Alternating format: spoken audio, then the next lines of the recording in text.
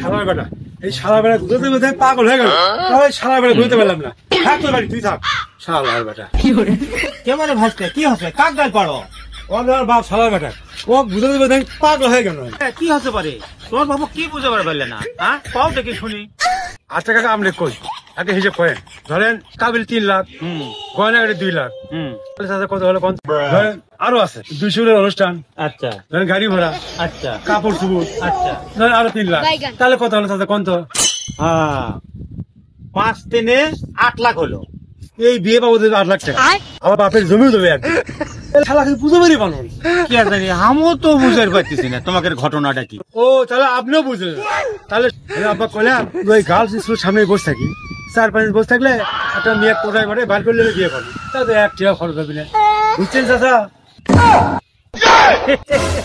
কি বলবো তো তোমার যুক্তিটা মন্দ না, খুব ভালো যুক্তি।